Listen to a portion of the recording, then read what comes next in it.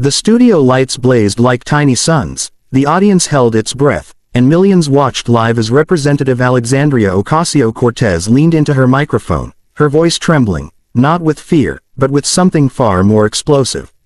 Across from her sat Sergeant Blake Harrison, retired Marine, proud MAGA supporter, and a man whose viral, sharp-tongued interviews had already brought down 3 seasoned politicians. But tonight was different, because the moment his final words hit the air, "You don't understand people like us. You never have."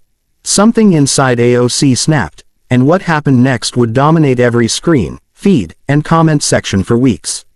And no one, not even Blake himself, saw it coming.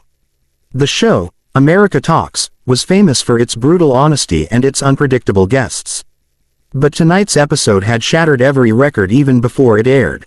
The promo alone, AOC versus MAGA veteran, the debate America needs, had already ignited a war online. As AOC walked onto the stage, her heart thudded in her chest. She wasn't afraid of debate. She never had been. But something about Blake Harrison was different. He wasn't just political, he was personal. Blake entered with the confidence of a battlefield commander.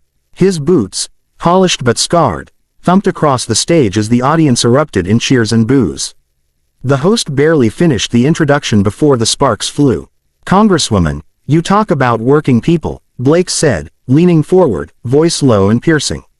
"But have you ever lost a brother in combat? Have you ever slept in sand for months? Have you watched your friends die while Washington argues?" The audience gasped. AOC swallowed. She felt the sting of his words hit deeper than she expected. And so the battle began. Sharp words, emotional punches, 2 worlds clashing under the blinding studio lights. Blake wasn't finished. "You speak of equality," he said, "but where were you when veterans like me returned home to broken systems? Where were you when my best friend, who served this country, couldn't even get the care he needed? Words don't save lives, Congresswoman. Actions do." The clip would be replayed millions of times. AOC froze. The crowd murmured. Online viewers exploded in comments. For the first time that night, AOC felt small, like every effort she had made meant nothing. The humiliation burned like a flame inside her chest. But something else was rising too. Anger. No. Purpose. AOC straightened her back. Her fingers gripped the table hard enough that her knuckles whitened.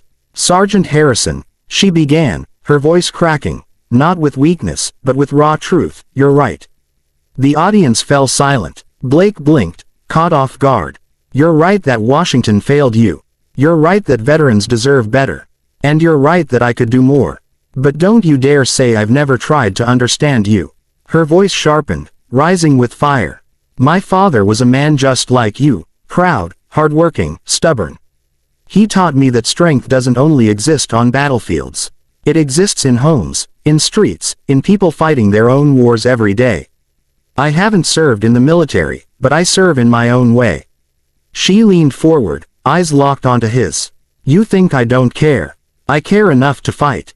Even when people mock me. Even when I lose. Even when I stand alone." Every word shook the room.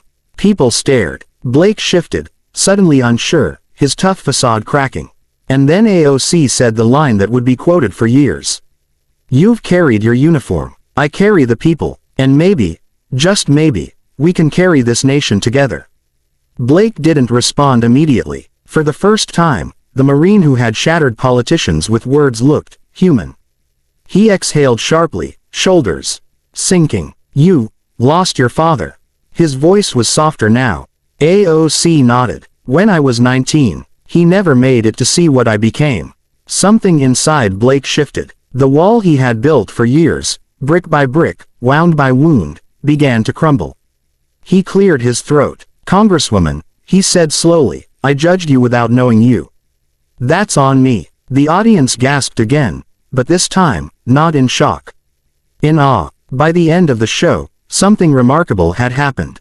The Marine and the Congresswoman, 2 symbols of divided America, were no longer opponents. They were allies. Together, on live TV, they agreed to co-lead a bipartisan effort for veteran mental health reform. Together, they vowed to bring real voices, not political noise, back into Washington. And as they shook hands, the crowd rose to its feet in a standing ovation so loud it drowned out even the host's closing words. The video reached 20 million views in the first 48 hours. But the moment people kept replaying wasn't the fight. It was the handshake. AOC and Blake proved something that night, something America desperately needed to hear. We don't need to agree to stand together. We just need to listen. And that message, that hope, that unity, is why viewers liked, commented, shared, and subscribed, because deep down, everyone wanted to believe that even the loudest voices can find common ground.